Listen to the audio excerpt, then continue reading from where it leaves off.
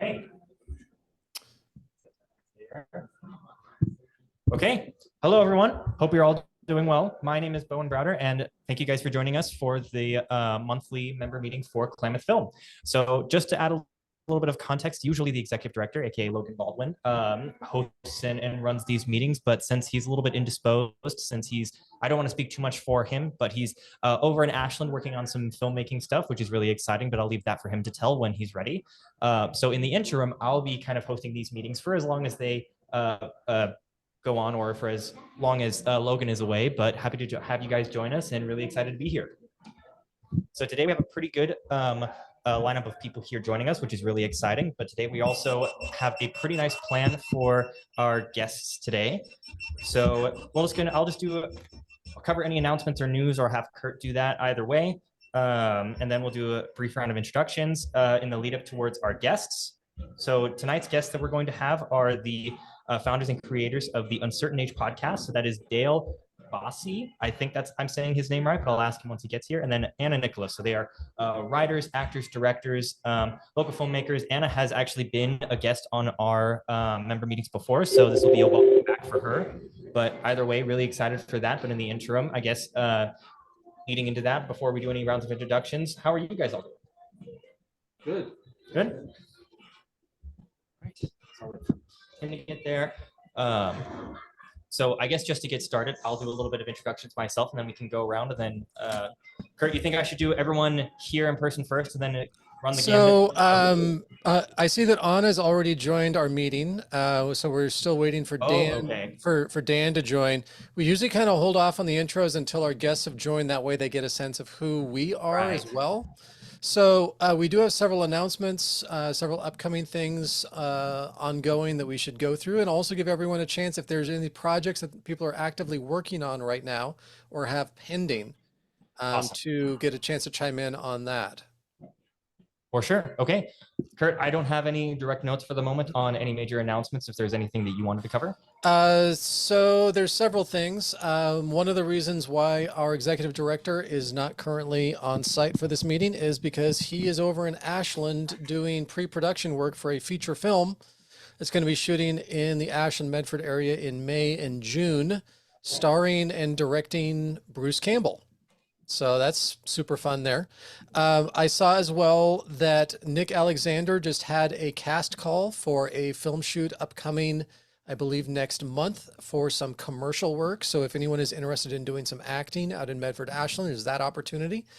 We are still looking towards having the feature film School Bus Head shoot in Klamath Falls, maybe looking more like this summer when that's actually going to happen. But it is still moving forward on that.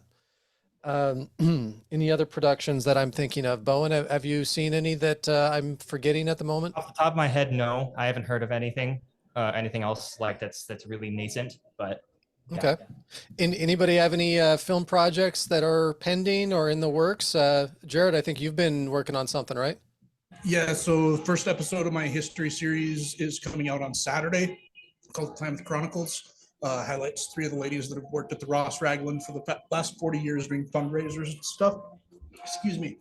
And then in the Filming in Klamath group, as well as Logan sent out an email, I am in casting for a short film that I'm producing over the next month and a half as well. So details are in the email from him, as well as in the Klamath Film group. Wonderful. Thank you. Anyone else have any projects they want to share, or things they've been working on or in the works? Well, sorry, I mean to interrupt. That project will be out on Facebook and YouTube both. Nice. The 40 Deuce Films page on Facebook. Okay. Hello. I'm Stephen Cardell. I'm one of the board members and member 2. And I'm currently working on a social media campaign for Adidas here in Southern Oregon. And I've been recently approached by someone asking me to produce their film here in Southern Oregon. So I'm currently trying to figure out the funding and breaking down the script, and I'm taking on a big challenge, and I'm excited and terrified at the same time. So there we go.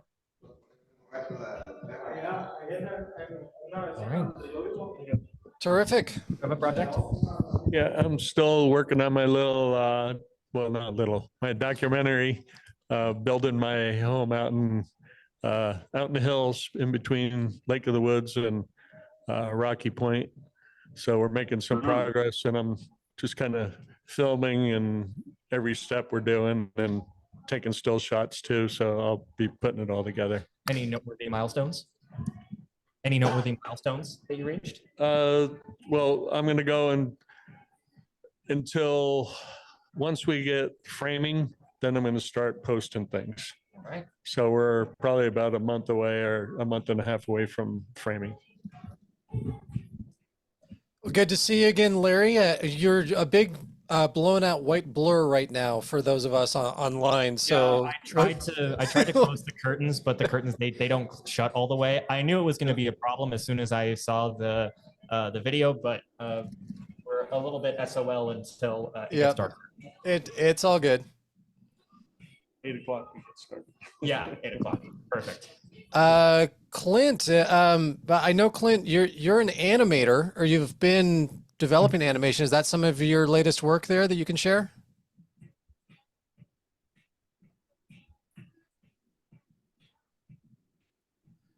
Bueller.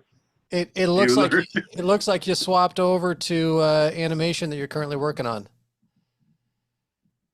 Or at least for that as a profile picture. I don't know if he can hear us. Okay. Hey, Clint might have stepped away. That's okay. I'm here. I just realized I was muted locally. Sorry. Oh, okay. I wrote what turned out to be kind of a really short attention span person's rom-com. So I'm hammering that out now. Kind of don't really have anything to show yet. I'm like we have a dub done, but there's like I don't have like a pencil test or anything fancy to give you guys yet. I'm still putting together, like I'm still rigging characters and stuff. So like it's gonna be a while. Like I thought I was gonna hit this year's KIF. That's like physically impossible. So well, hats off to anyone who wants to do animation, because I know it is a brutally torturous, agonizingly long process, which is why I don't want to do animation. So I love watching animation, but I want to have no business involved with the production of it.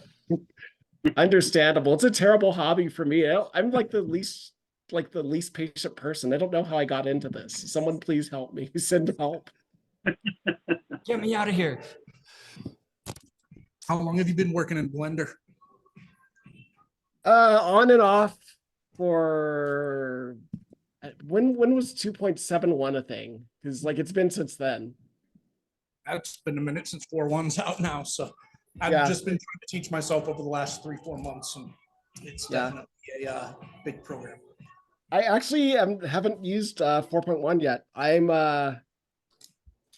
It shipped when like this project was already in flight. I'm like, well, I'm using like some materials from way back when. Like I don't want to switch gears when I already have a project in flight. It'll be the thing I learn after this is done, probably. The big question on my mind is, Kurt, I thought your name was Kurt, but your screen says Joe Cocker, and he was a rock and roll singer back when I was a kid, which is way back.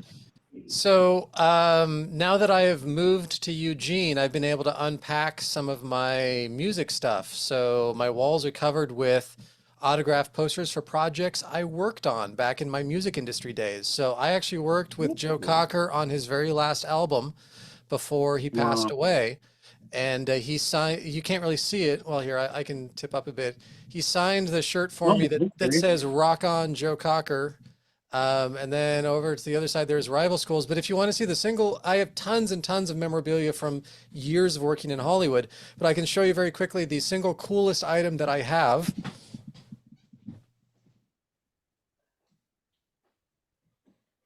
Tense in anticipation. Which is my singing, dancing James Brown doll,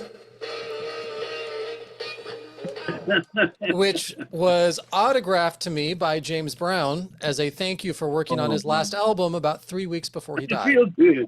So he said, I feel good, but I question whether he actually felt good because he died less than a month later. Oh, wow. That's truly collectible. So yeah, I spent about 12 years working in Hollywood, both in film and music and video games and social media. And so you work in music, you get all kinds of free stuff on just about a daily basis. So, which is great until you have to move. And then you're like, why do I keep all of this crap? Because it takes up so much space. You got to get an extra U-Haul. Oh, Bowen knows firsthand. We crammed about every square inch into the U-Haul that we possibly could a little over a month ago when I left Klamath. Yep. And then the remainder went into my storage, but Yeah. neither here nor there. So there's been some cool things happening up here in Lane County that I can talk about a little bit while we're waiting for our guests, unless anyone else wants to jump in with something. I can jump in after Kurt. So there's now a Lane County film group that is forming, and they're basically modeling themselves after Klamath Film. Cool. They just had their launch party last weekend that I attended. There's establishing a 501c3 nonprofit. They want to establish a film festival, but they're still kind of mapping that out. But what they have that we don't have is a community film studio that's on the back of Sheldon High School, and it is a full-on, fully functional soundstage. So I've joined that group. I may end up joining their board of directors as well. So we have a active soundstage here in Eugene that we are using for all kinds of different productions, and they're trying to use our group, Klamath Film, as a model for trying to build more of a collaborative community effort in Lane County. Additionally, I met with a friend of Klamath Film and Klamath Falls Chiloquin native Catherine Wilson a few weeks ago. She is a longtime location scout in the state of Oregon. She co-founded the Oregon Film Office. She's worked for over 50 years in film. And she was our featured guest for our film festival 2 years ago when we did a special tribute to National Lampoon's Animal House, which was a film that she worked on. Yeah. And anyway, Catherine is up here in the Eugene Springfield area. She lives out a little east of Springfield, and she is a Native American who is working with a nonprofit to repurpose lands that got burned up in a really bad forest fire about 2-3 years ago, east of the Eugene Springfield area. So there's millions of dollars in restoration funds on a federal level, as well as a 501c3 forming, and they want to establish out in the Vida area, which is where the Mackenzie and the Blue River meet. So it's about a 20-30 minute drive east of Springfield. They're trying to establish also a nonprofit organization that'll be multi-purpose as a active film studio, a artist retreat, kind of similar to what's out in Lake County in the Summer Lake Paisley area, if people are familiar with Playa, that's out that way.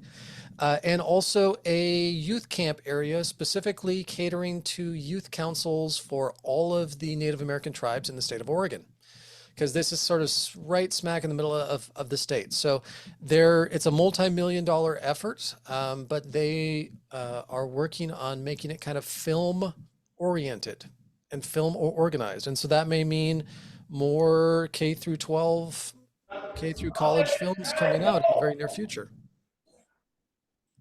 Someone's apparently really excited about that over at Awesome. Growler Guys. Oh yeah, somebody. No, that's awesome. So that's kind of what I've been working on since I relocated back to Eugene a little over a month ago. And again, Bowen, thank you very much for helping me move. It was deeply appreciated. Of course. Yep. It's all good. It's very nice. Well, you will certainly be a great asset. Well, thank you. I'm Springfield.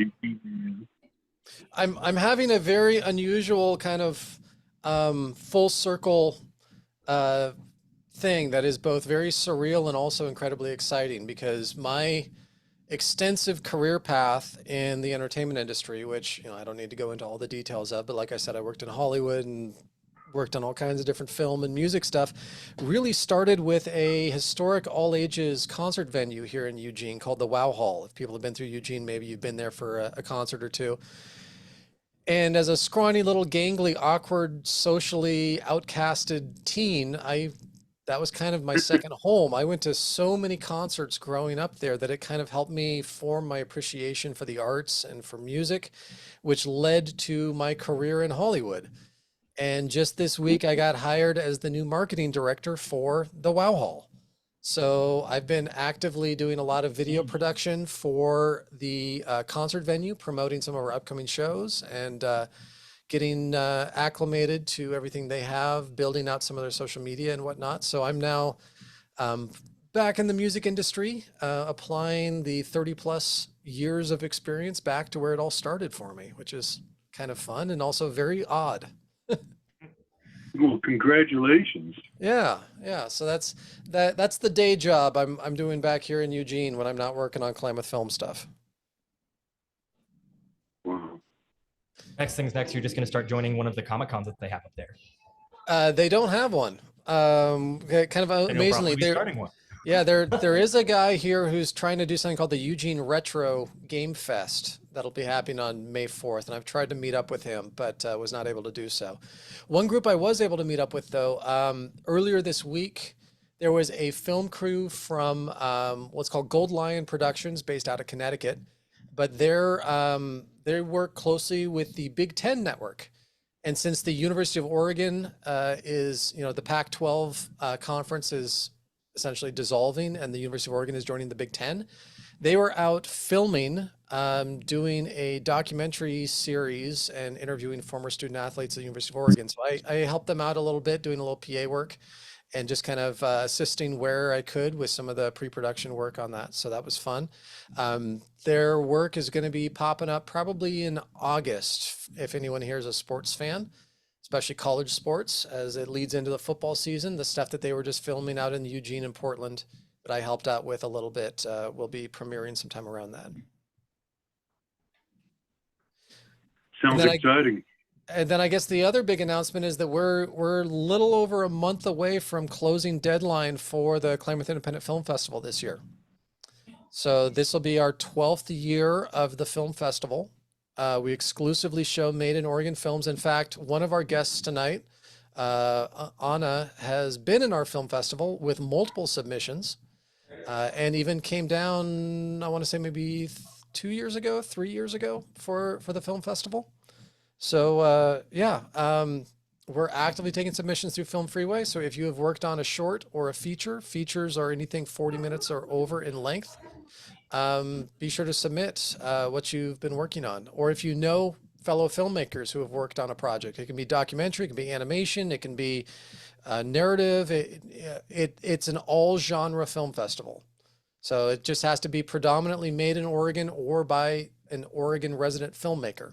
So if you know people, remind them, hey, the deadline is coming up soon on June 1st.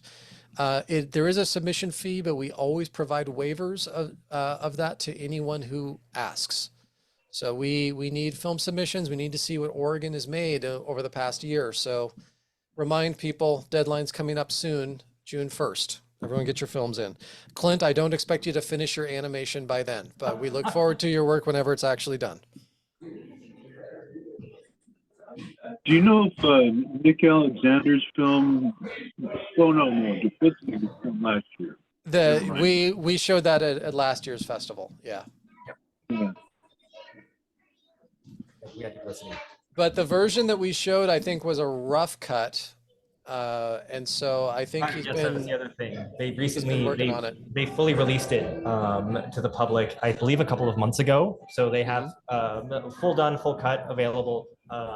You can access it via any of their social media channels. I believe primarily through their Instagram or their YouTube and their Facebook as well. I haven't checked their Facebook, but I believe it's there as well. So yeah, it's fun. It's a big short film project that was filmed locally in Klamath Falls and was actually casted by multiple members of the Klamath Film Board of Directors, including myself and Wayne. Yeah. It was pretty fun. And then outside of that, one thing that I can mention in my court is at the moment, nothing too crazy happening for any projects that I'm part of. However, I am in the very early beginning stages of working with a director currently based in Portland, JT Seaton. I just got done working on a film with him earlier this year and towards the end of last year, one of his other short films. But I'm looking to collaborate with him on another project, but this time actually working with him on kind of writing my own short film. So kind of going through that process, kind of having the very much appreciated help of a much more experienced and story director, but kind of bouncing ideas off of him and starting that collaborative process has been really fun. So I can't reveal anything yet since there's still not even like a full skeleton built, but starting that process is very exciting. Very cool. We loved JT's work at last year's Film Fest for the film The Haunted Baby Carriage from Hell, which I said during the festival, and I told everyone that simply based on the title alone, you have a certain expectation for it, but it was way better than it had any right to be. And this most recent project. You received a submission from Jeffrey Grellman, The Gray in My Head?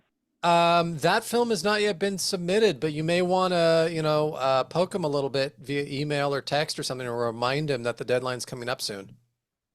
That's what I'm thinking. Yeah, Wayne, please get on that, because that was shot in Klamath, right? Oh yeah. Yep. So let's make sure that we that had gets submitted. Hollywood actors. You know, there was 3 actors that came up here from Hollywood, but there was also some of us that were from Klamath Falls. So yeah, I'll definitely reach out to them. On that note too, a friend of Klamath Film, Roman Zaragoza, his television show just got renewed for another season. So, hey, yay. Roman is a Native American actor who was up here 2 years ago during the pandemic. They shot a short film in the Tule Lake area that we helped out with, and we actually did the world premiere of it at the Klamath Independent Film Festival. You may know him as the Native American ghost on the CBS television show Ghosts. So if you've caught the sitcom Ghosts at all, it just renewed for another season. So he just finished shooting season 3, and they're now actively writing season 4. So I'm trying to get Roman to join us at some point as one of our guests, but his schedule has been a little bit busy with demands from CBS, which is understandable. I know one of the directors on that show, a good friend of mine. So maybe I could contact her if you want to get a hold of him, or do you have his contact information? No, I'm in contact with Roman, but I mean, if you ever have recommendations for people that we should bring in as featured guests, by all means, pass that along, and we'll touch base with it.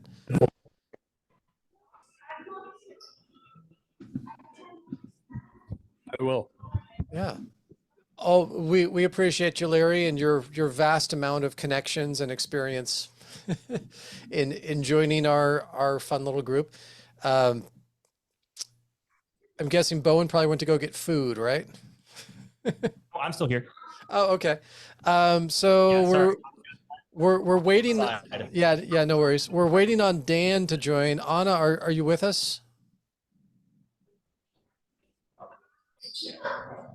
I'm Hey. here. I'm here hovering. Is Dale great. here? We Dale. don't. Oh, Dale. Sorry. We don't have Dale yet. So we were holding off on doing introductions until Dale joined, just so that you two could get to know who we are as well. Absolutely. Well, let me find out where he is. It's not quite 6:30. It's all good. I've enjoyed listening to you guys. In fact, there's an actor in Ghosts, and I don't know how to pronounce his name. I think it's Utkarsh Ambudkar. Mm-hmm. I need to get. That'll tie your tongue. He's amazing, and he was in a film that was shot up here in Portland called "Sometimes I Think About Dying" with Daisy Ridley. Okay. I'll just make my. Hey, everybody. hello. Hello. Can I have one of your growlers, guys? Drink up. Har, Yes. har, har. Where are your big things of beer. Yeah. Bowen, I don't- That was Larry. the idea. I don't really drink, but I think I can ask them and then I just like fill it up with water. That works. Just for the, Just just for to the have it. optics. Yes. Just for the yes. optics, because To you're at keep the up- growler, guys. That's all actors do. Keep up appearances. Yeah. Yeah, I think Dale had to go find his pipe and, his cravat and, look like an appropriate film reviewer from days gone by. The Hey, Walter good Kirk- timing. Dale's joining right now. Okay. Very nice. There. Sorry, the mic is blocking here. So bright there at the growler. Yeah, unfortunately, that room sits right where the sun sets, and so there's always a bit of light blowout. And I already tried checking the curtains, but they don't shut all the way. Dale, hello, welcome. Thanks for inviting me to this light blowout. Yes, I'll have to be part of a light blowout. we appreciate you being here, both of you. Anna is no stranger to our organization. She's helped out repeatedly with our film camp as well as our film festival and has been a guest on here previously, but this is our first time welcoming you to this event. So fantastic timing. Thank you. There's always a first for having fantastic timing. Thank you. So we tonight is very unscripted, very casual. Anna's been through this before. It's just a collective of filmmakers and film fans that gather together once a month just to talk about what we do, and is a chance to get to know you, how you got into the industry a little bit, any advice you have to share, funny stories, memorable moments from your extensive experience in the industry. But first, we want to give you a chance to get to know us so you know who you're talking to. So we're just going to quickly go around and each person maybe take like a minute or so, just kind of introduce yourself, your connection in the industry, if you are in the industry, or maybe you're just a film fan. If there's any projects you've currently been working on, we usually kind of also chime in with like, what have people been watching lately? Or like, what's your favorite thing you've seen so far this year? And Dale and Anna will give both you a chance to chime in on this as well. But Bowen, you want to kick it off? Yes, absolutely. So Anna, Dale, thank you guys so much for joining us. My name is Bowen Browder. I am the vice board chair for Klamath Film. My day job, I run around Klamath Falls. I'm born and raised in Klamath, so I'm pretty well-known local, kind of run around trying to do as many projects as possible, but I'm primarily an actor, or at least aspiring actor, but I like to do that positive self-talk and call myself an actor. I've been working on a couple of projects over the last few years, both in town and up in various locations, like Portland. Just finished a project recently. I love storytelling of all kinds, love the arts, love performance, been involved since I was just a little kid. And I'm always looking to learn and talk to other people who have done projects or any other type of artwork or passion or anything that they have, especially filmmaking. But recently just finished rewatching, or I guess I could say watching for the first time as an adult now, The Last Unicorn, 1982, big one. It's an animated classic. Yep. Definitely got the much fuller understanding of why compared to the first time I watched it when I was like 4. But after all this time, what an amazing film. Animation and everything was just, it was such a unique vibe and presentation and feeling that is evoked in the film that I've never felt anywhere else, of such like beauty mixed with such melancholy, and the sort of the almost like undertones of that existentialism was really fun to watch. So that's just what I've watched recently. It's been really, really fun.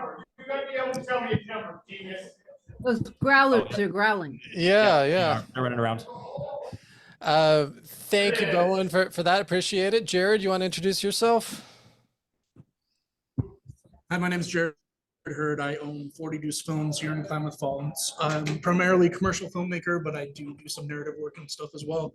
I am launching a series on Klamath history this Saturday. First episode comes out. I profiled 3 ladies that are all in their 90s that have worked at the Ross Raglan for the last 40 years. So I'm really excited about that one coming out. In the process of casting for another short film right now, and then just lots of commercial projects. Just finished up a project for Integral Youth Services, starting on some projects for Cascade Health Alliance, Klamath Water Users Association, Fairgrounds. I got lots of stuff going on. So. Cool. Do we need a bouncer or something in the background here, Bowen? Like what's going on?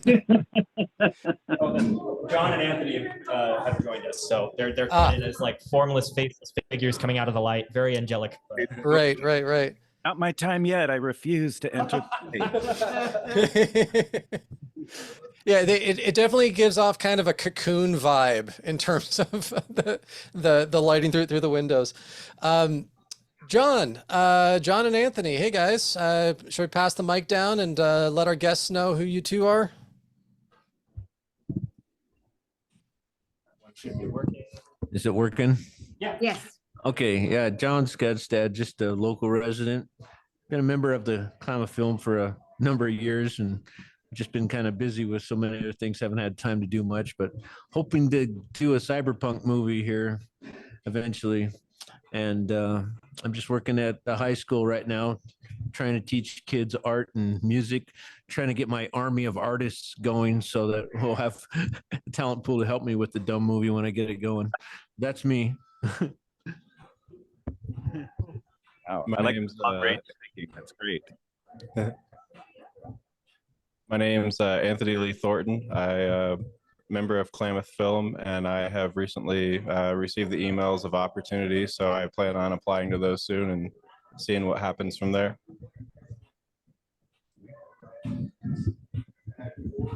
Hi, I'm Larry Veronelli. You can't see me, but I'm back here. Anyway, I'm doing the camera work right now. I started acting in '95 and moved to Los Angeles in 2001 and started working in television and movies down there.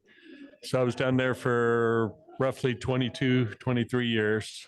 And I just relocated to Klamath Falls and looking forward to doing some work up here in Southern Oregon. Occasionally I go down to Los Angeles and work on some commercials. So I'm still active down there.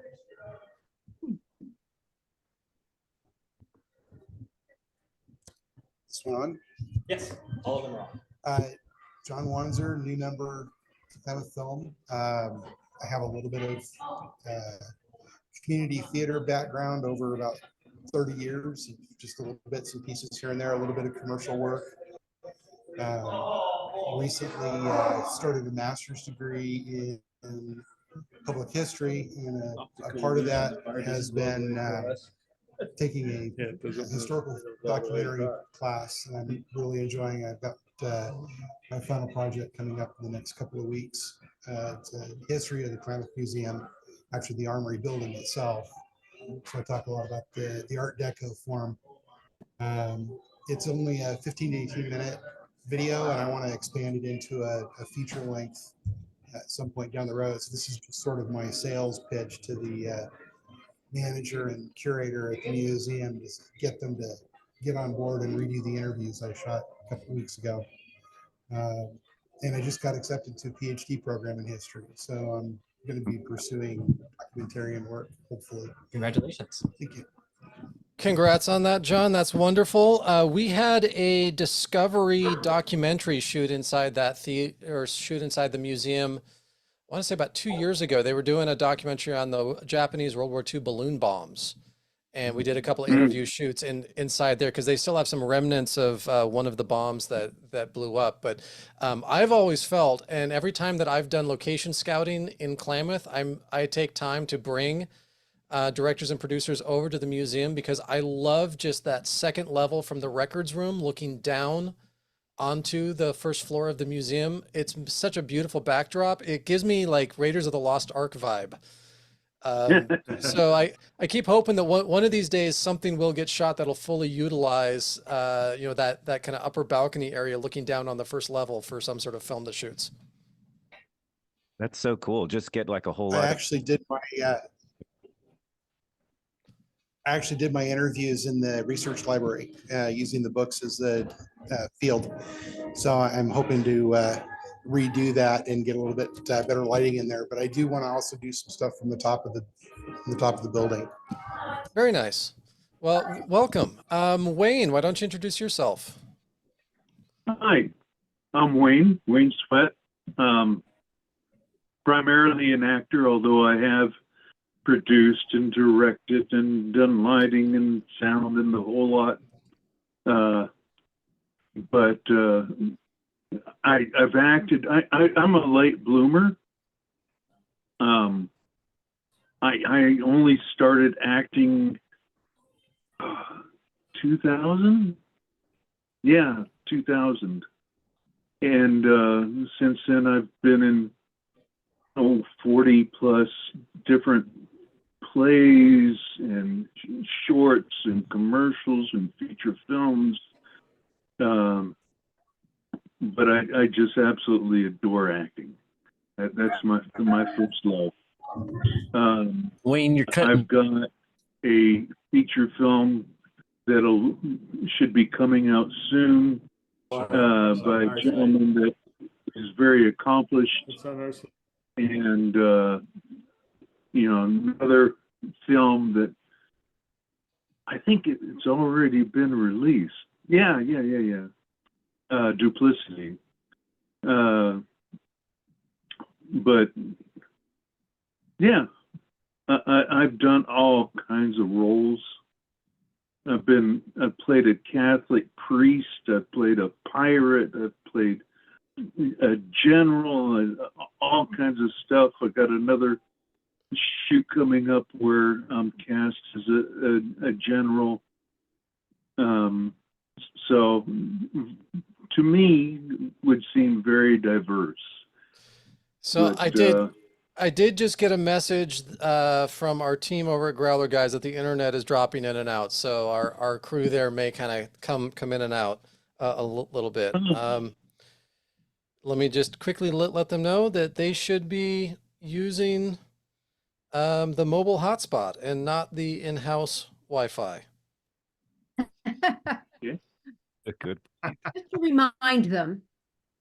I did, but we're missing a couple of people that normally operate things. So hopefully they're able to rejoin here soon.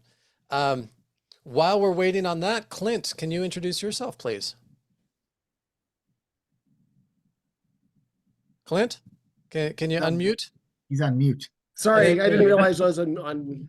I have 2 mute buttons. It's dumb. That's my fault. Apparently, it doesn't know how my mic works. My name is Clint. I am not a professional by any stretch of the imagination.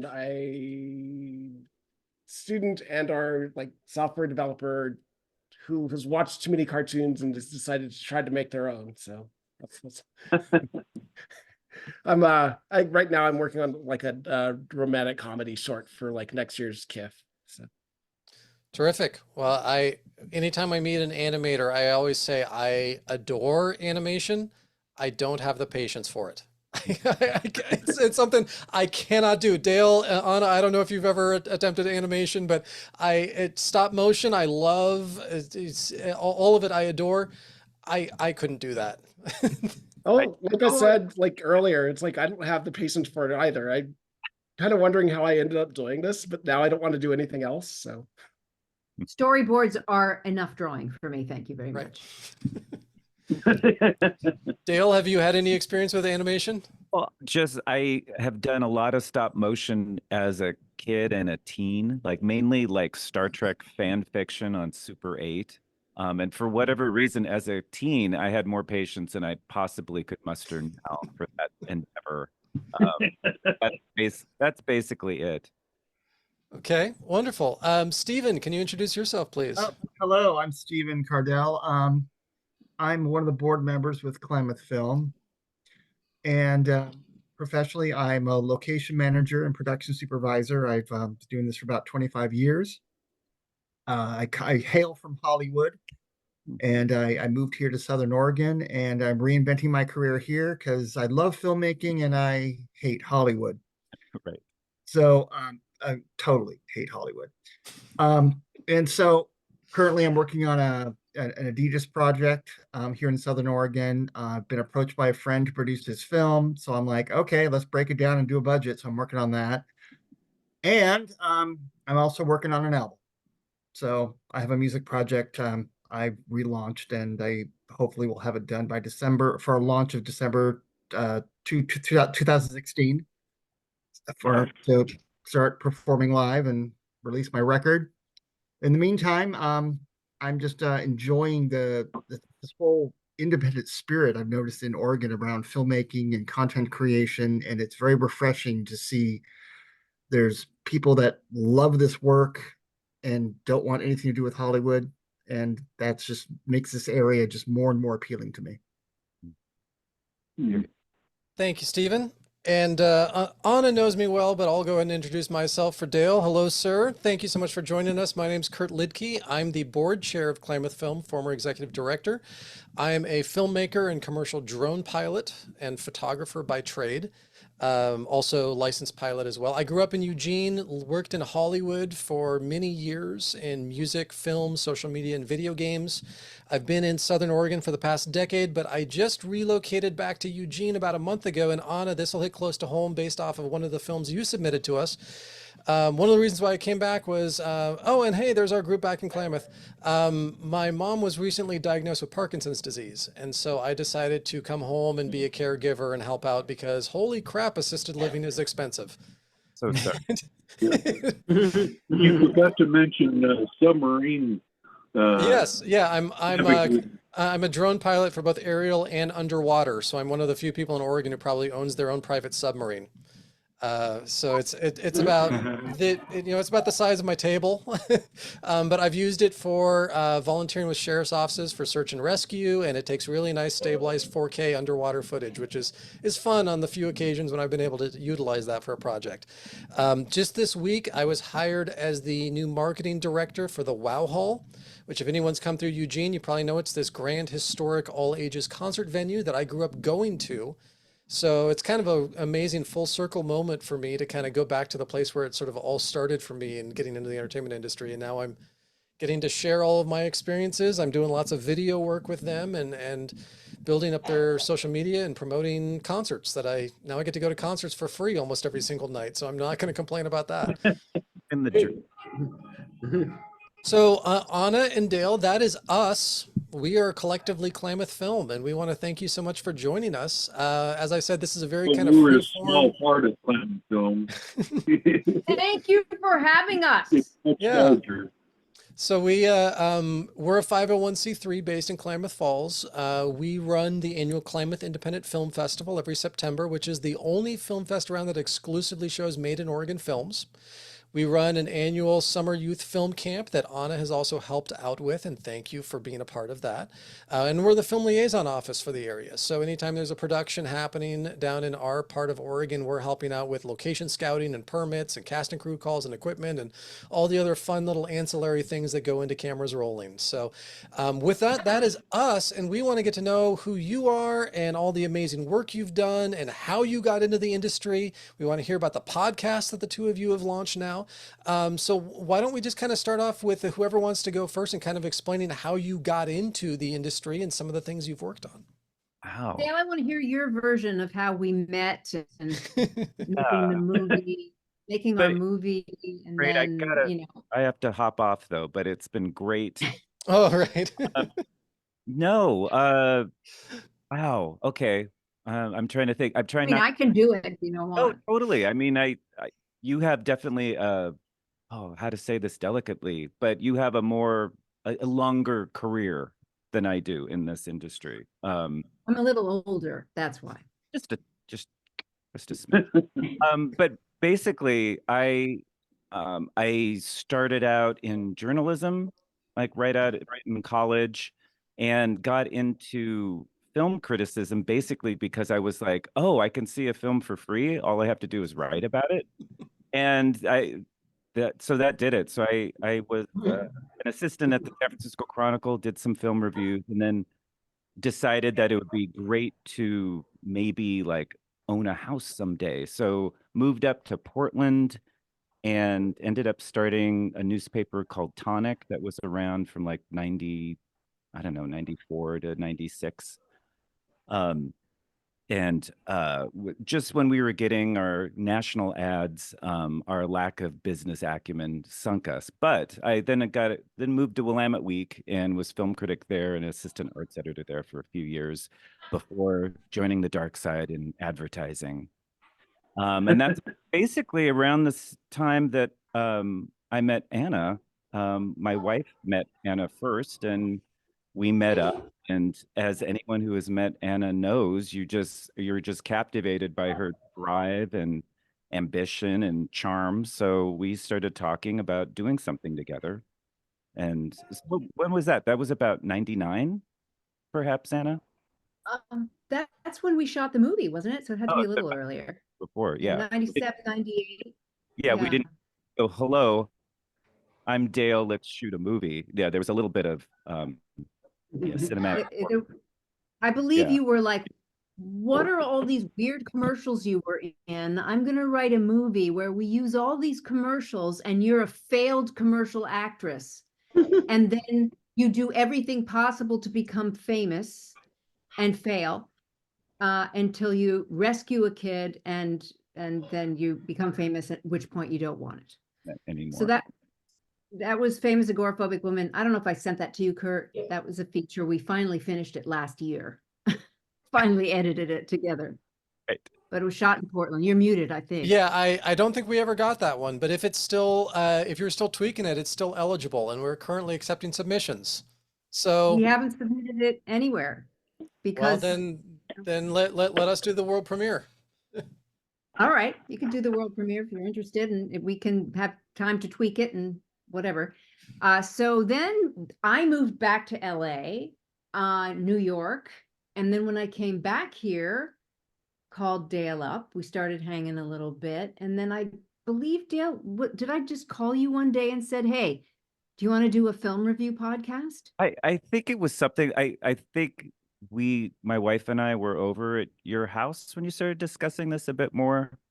And I think I was being typically cagey about it, but then finally I was like, that would be really fun to do. Right. So we started this podcast. It's called Uncertain Age, and it sort of picks up on, as I said, Dale's a little younger than I am, but both of us are over 50, and over 50 is a certain age, right? That's when they start saying women of a certain age. So anyways, but the uncertain age is just sort of the world. And we decided we would focus on TV shows and films, old and new, that were either starring people of a certain age, made by a people of a certain age, or the storyline might appeal to people of a certain age. And we would look at things like, are they patronizing to older people? Are the characters of a certain age two-dimensional? Are they just there to serve the younger people's plot? Just looking at things through the lens of being older, getting back to Bowen, who saw The Last Unicorn when he was 4 and now just saw it when he was 20. I mean, huge. Same kind of thing. I saw Cocoon when I was 17, and we just watched it and reviewed it. Speaking of Cocoon, and it's startling the things. I was looking at Steve Guttenberg and Tawny Welch, thinking, oh, how hot they were. And now it's, please let me jump into the pool with the alien juice and get young again. Right.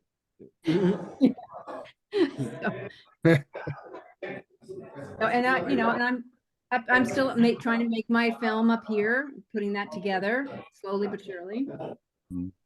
So it kind of glossed over too the fact that Anna is also an actor, director, screenwriter. Has done all of the things in the industry. I believe author too, right? Or playwright? Playwright, novelist. Dale is also a novelist. And he's got a pilot that he's working on. Are you about to shop that?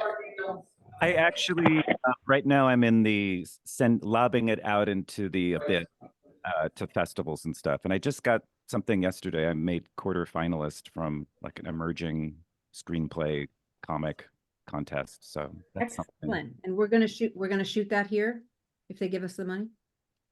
Or you just want to sell it? Yeah, seriously. It's set in New England. But I feel like parts of Oregon could, if I just, turn the camera a different way, so the ocean's on the side. Yeah. Sunrise if you need some really unusual old Victorian houses too, Klamath has a whole really bizarre architectural district near downtown with some really amazing houses. Yeah. Wonderful. So as far as, you know, the Klamath Film Group there, a lot of you were young. So I don't know if our podcast would be of interest, but perhaps, you know, we just look at things kind of differently. We're going to have our first guest on this week, who's a critic from Los Angeles and a pretty successful playwright, Justin Tanner. And we're going to have James Westby on, who you know, Portland filmmaker. So it's been so much fun though, because we get to revisit a lot of movies. We went out to see Perfect Days together. Has anyone seen that? That's terrific. Wim Wenders' movie about the Japanese toilet cleaner. What's the name of it? Perfect When Days. is your podcast? Our podcast is pretty much everywhere. Apple Podcasts, it's on Spotify, it's on Amazon, or you could just find us at Amazon at uncertainage.co and decide where you want to watch it. Exactly. Have agency. How many episodes have you done at this point, ballpark? That is a good. I was wondering that. I mean, we've published about, let's see, 1, 2, 3, 4, 5, 6, 7, 8, 10, 11, 12. So we're about like, I think there's 13 or 14 up now. But Anna and I have socked away a rich treasury of episodes that have yet to be edited. So we're trying to get a jump on things just in case like we go away for the summer or something like that. We want to keep it consistent and want to keep the episodes sort of short. I mean, a lot of film podcasts tend to be, 45 minutes, an hour, basically the length of a film. But ours are about 15 minutes. Half an hour max. Yeah, we 15, try to short. Yeah, it's just, what are you looking for? We give people warnings. Some people hate subtitles, for example. So we usually tell people that up front. If you're not a subtitle reader, move on, get to the next podcast. Right. Thank you for dropping the link into the chat, Dale. Appreciate that. Because I had that up. But yeah, like we were talking about, the last Unicorn, we reviewed Harold and Maude, which I hadn't seen since I was, Harold's age. And now I'm closer to Maude's age. So it is a different, that's the wonder of film, right? You have to kind of check in with great films every so often because you're a different person and you look at it a different way. There's definitely something to be said about films that we grow up with, that we have a certain connection to from our era when we're kids and teens, and then go back and rewatch them decades later and realize how poorly they've aged. So some films that we think were hilarious, we go back, watch it like this would not be made today. There's so many films from the 80s that are just like so inappropriate. Yeah, look at Blazing Saddles. Yeah. But that's sort of like, yeah, that's inappropriate. You know that going in, right? But no, totally, absolutely. I mean, I have a son and I remember, when he was little going like, oh, Goonies. I enjoyed Goonies when I was little. And then showing that to him, just like, this is not the time. They never be the time because right. One of the Corey is just talking about sex torture. And it's like, let's move on. Yeah. There's so many that don't age. And then there's some that age wonderfully. It's crazy. Yeah, exactly. Yeah. And the soundtrack, remember. I also think sorry. Yeah, go ahead, Bowen. Okay, sorry. Well, I also think just a perspective that especially this conversation has gotten me thinking about, but it's something that I also kind of felt, especially at least when I was watching The Last Unicorn and in some other films that I've watched relatively recently. Like last year, I watched Gremlins for the very first time, and I'd never seen it, never watched it before. Wow. And it was quite an experience for me because I got to see Spielberg at his best, pretty much, and it was something I'd never seen before. And it was I loved the film, but I think also something can be said, at least for people who are my age or around my age, of kind of the importance of not just revisiting things that we saw when we were younger, but visiting things for the first time that was before my time or before our time. And I think that's kind of the importance of that can't really be understated, at least in my opinion, as I think about it, because especially within my journey as a filmmaker and as an actor, still very much in its early stages, it's kind of this Dunning-Kruger effect where you don't realize it until you realize it or see that you're kind of, that there is so much history of film and so many classics and so many things that I should watch and I need to keep motivating myself to watch, because otherwise it's something that if I don't think about, it's just, of course, all with modern filmmaking, there's all these, modern things coming out, so many, new movies or newer movies, but especially for my own sake of not only appreciating film as an art form and its development through time and history, but also just to go back and see what has come before. I think it's important to watch that, not only for preservation purposes, but to just appreciate it as a person watching a movie for the first time. Right. I think to an extent, while it is important to some level to acknowledge the age in which a piece of artwork comes from, I think it's also important that in its own way to ingest and consume something just with no strings attached, and just watch it for the first time and just see what it does to you, how it makes you feel. And I think there's a lot of importance to that. I think that's wonderful. And do you feel any sort of aversion to black and white? Sometimes you encounter that with younger people, which I don't quite understand. I think I will say, yeah, sorry, I didn't mean to interrupt, but I will say is that I think for a large part of younger audiences, because I don't want to speak for everyone my age, and of course depends. I myself am a little bit, I guess, an anomaly, because I'm here because I am interested in filmmaking. But I guess every person my age is that, especially in the modern age of digital media and how hyper accessible media or content is, that especially younger people are so used to just ingesting like the bleeding edge of newly released content and media, and just consume. I know that there's definitely people like me, my age, that are around and then still enjoy like the older forms of media, or at least are willing to watch them and can still enjoy them, even if it's black and white, or even if it's no sound.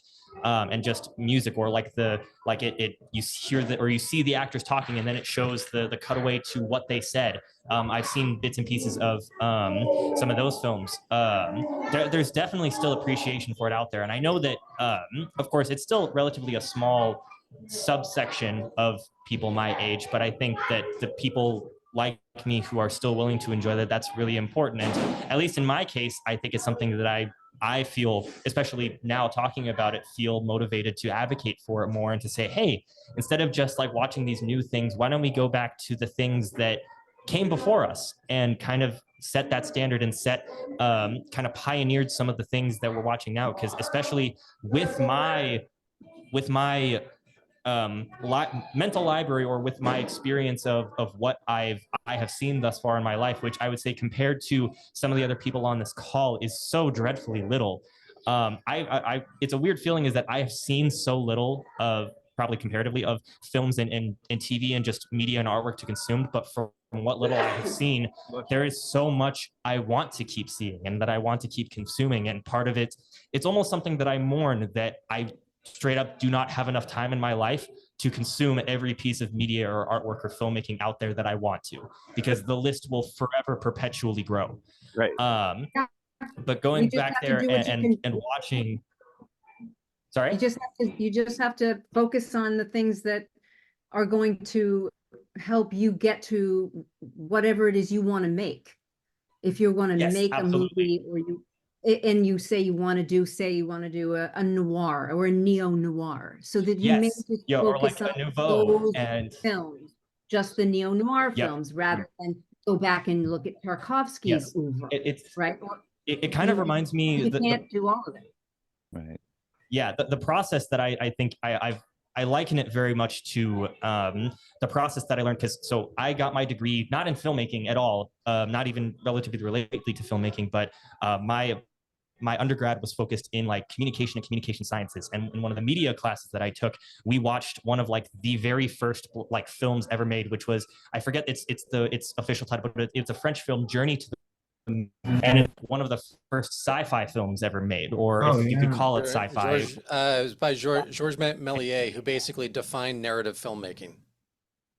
Yeah. And I just remember it was an interesting feeling, being so enamored with the project, and then also kind of looking around and seeing like a good majority, or like half of the class, just kind of like eyes glazed over look with them, which is kind of unfortunate. And I wish I wish they were more interested, but I just thought watching that was such a powerful experience. And I think, especially like you said, Anna, of focusing on the things you want to focus to make the things you want to make. It's kind of like whenever you want to make an argument or write like a scientific paper, sorry, getting really nerdy for a second, it always starts by reading the literature that has been written before you. And I think that's another totally valuable and important process to do with filmmaking as well, is that if you want to make something new, look and first watch what has been done before that is similar to the project you want to make. No, that's true, because I think that's such a, like, the zeitgeist is so like obsessed with the now and the moment and the instant. So I just think if you can kind of resist that tug of linear time and kind of go back, like you're saying, there's just so much to discover. And I feel like I would love to have an invention that just caused temporary amnesia so I could continue to watch these wonderful films again for the first time. That would be great. Don't you often feel like that there is so much. Sorry. It's kind of a burden in a way too, though, for the young to be told everything, every idea you have has already been done. Just go mine the past. That just kind of could shut you down. But that is different than acknowledging something that has probably made that's similar to what you want to do has probably been made before. The old adage of, you need to know the rules before you break them. It's helpful to have those ideas as you go forward, not to be hampered by them, and not to copy them. Your take on them. And if you don't want to bother with the research, not you personally, but anybody, then just be aware that somebody may have done something similar in the past. And so you might be called out on it if you don't know. Clint, well, I was just going to say, Clint brought up in the chat room that he'd recently watched Harold Lloyd's classic Safety Last, and also acknowledged the film that you were talking about, Bowen, by Georges Méliès.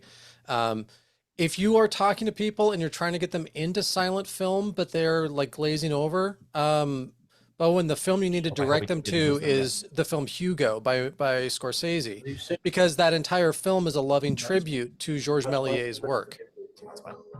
Yeah. Based on his book, Hugo. So you could just get the book, which is beautifully illustrated. And very cinematic in its pace. Like as you're flipping through it, it'll stop when you need to focus on one thing and the illustrations will take over. Yeah, it's a beautiful. Right. It's totally beautiful. The other thing we try and do with the podcast is help people. I guess the growlers. Oh, there they are. Okay. Help people find things. The streaming miasma, just trying to find something that you want to watch. And they'll tell you all the algorithms say, oh, but don't you want to watch this? No, I'm looking for this title. But they'll give you all kinds of permutations of things that have nothing to do with the title you're searching for. So we try and help listeners with that, even though it changes constantly. And then I think Dale does too, listen to a lot of podcasts, and perhaps for the group in Klamath Film, that would be a helpful tip for those of you who are making movies, TV shows, you want to put things together. I find such inspiration from, and here's just a list: the Cinematographers Podcast, Team Deacon's podcast, Show Don't Tell, which is a movie podcast, No Film School podcast, all the Live at Lincoln Center. There's just so many really terrific. Script Notes is a really great one. If you're a writer and you're trying to develop your own material, which I recommend any actor do in this day and age, write something that you are going to be good in, and follow the guys at Script Notes and do what they say, because they're generally writing things to sell. But we're having some connection issues on this again. So I just want to jump in with one quick question. As you guys are looking back at these older films, do you guys find it challenging at all looking through the lens of history, as Kurt mentioned, you know, some of these films have some pretty inappropriate content to today's standards for sure. Is it tough to not judge films based on today's cultural mores and standards, I guess, versus when those films were produced? There's if I can just say, we've talked about this repeatedly at meetings in terms of films are of their era, and you have to like kind of look through that lens, because the examples I always go back to is, you know, some of the most celebrated films of all time are also glaringly racist or sexist or homophobic. And it's sad that that was a part of our history, but we can't ignore the fact that that was part of American history. Like John Wayne playing Genghis Khan would not happen today. Mickey Rooney's role in Breakfast at Tiffany's. People love Breakfast at Tiffany's, but you watch that film and you go, oh God, is that just awful and should not be on film. Yeah, very, very cringe. That's and I just got a message from Steven. There's apparently a power outage that just hit Medford, so that's why he left the call. So great. Blazing Saddles was brought up. Clint just brought that up too, but Blazing Saddles was also done very tongue in cheek, where it was acknowledging that too. So it's kind of a different, it's its own entity, right? Totally leaned into it. Yeah. I mean, I had just watched Passage to India again, and I forgot all about Alec Guinness being Indian, and yeah, and the judge also in terrible makeup. So yeah, and that's fairly, you know, well regarded and seems relatively recent. But yeah, sometimes that'll catch me. But I think the films that Anna and I look at, I mean, we are sort of it's an intentional viewing experience. So I don't feel we're, at least you know, there could be some things that bug me, but not, it's a different way of watching than if I'm just, you know, taking in a film, then I might have those knee-jerk reactions to things like that. Speaking of Alec Guinness too, Lawrence of Arabia, he's playing a Saudi monarch. Exactly. Sorry, Anna. We do have a segment, would this movie get made today, in terms of the older films? And so that has many permutations. Is it the expense? Would these actors get chosen? I mean, we've all pretty much decided Humphrey Bogart is not a modern movie star. Things people say, what's her name? Dame, oh, you know, Downton Abbey, Maggie Smith. Okay. Maggie Smith says some offensive things in Best Exotic Marigold Hotel. But it's in her character. It's not, it didn't seem indicative. I mean, it seemed very accurate having, you know, an older racist at one point. But didn't we talk about that? Didn't we talk about that? It's just some people would be too sensitive to deal with that character now. Not that she shouldn't be able to say those things. Right. But it is the nuanced thing when you're like, is this, I guess it's sort of like nudity. Is this serving the plot, you know, or is it just some sort of, is it indicative of the times? Is it a cheap joke or what have you? So yeah.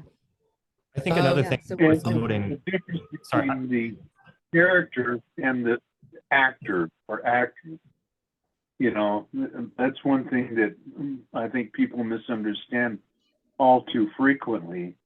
That, you know, they relate to what the person said on screen to who they are as a person. And, you know, you and I and all of us here know that's really not true.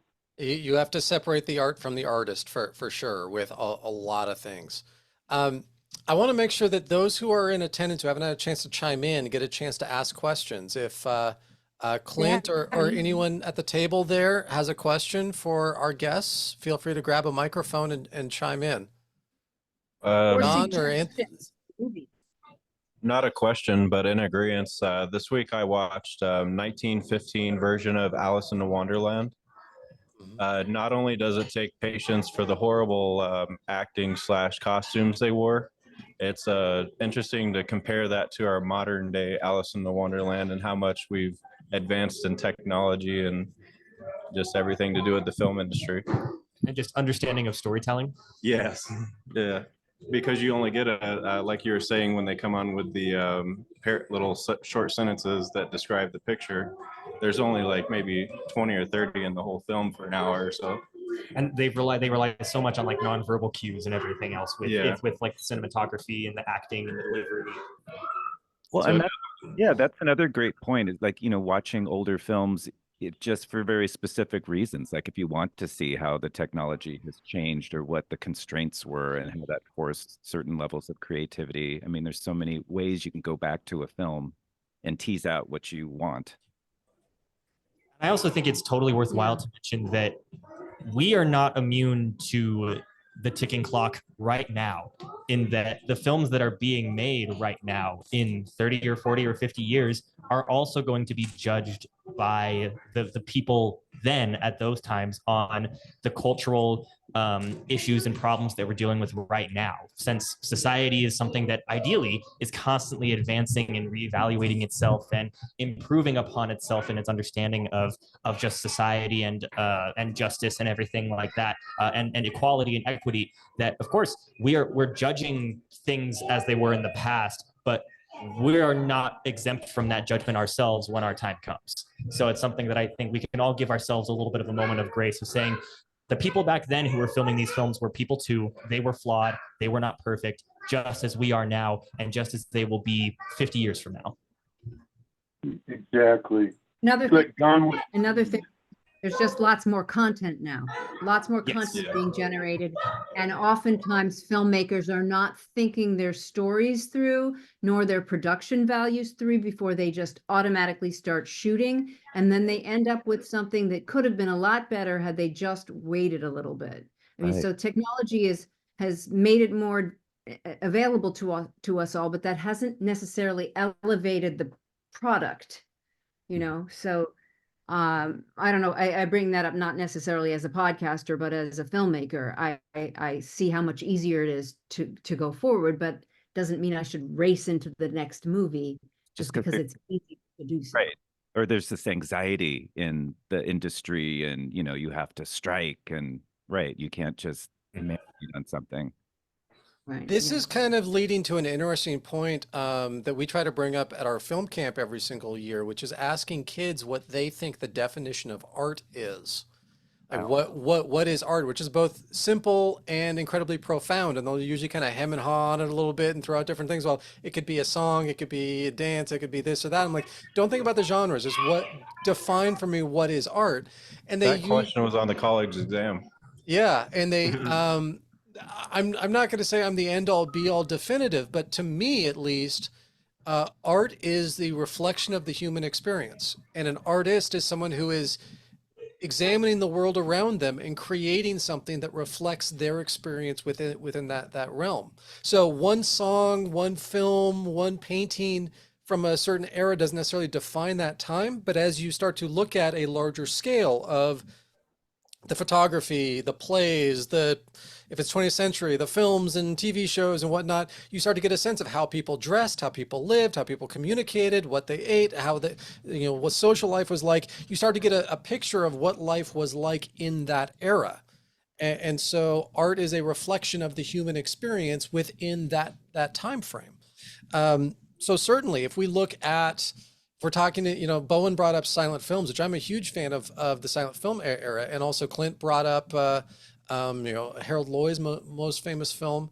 You have to keep in mind that's pre-women having the right to vote. That's pre-civil rights movement. That's country was still very segregated. There was a lot of things, and certainly we're not perfect now. We still have a lot of issues, but you'd like to think we've at least progressed some in terms of ideologies and structure.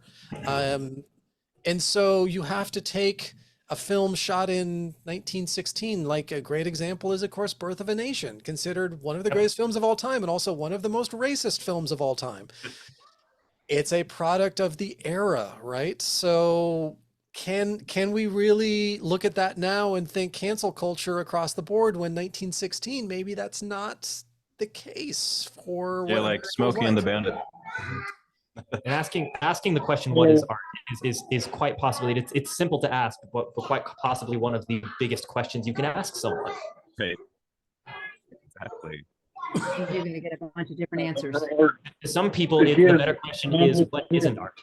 Yeah. It's, it'd be totally out of place today. But, when you look at that period of time, it was an accurate description. Yeah. Mhm. Yeah. And we would cover that in our podcast. We would talk about the time in which the film was made, why the filmmakers might be interested in it. We just did Master Gardener, which was Paul Schrader's last film. And you'll know that Paul Schrader wrote Taxi Driver. And he's made his last three films very much about redemption. He's 88 years old now. So he cares about something completely different than he did when he wrote Taxi Driver.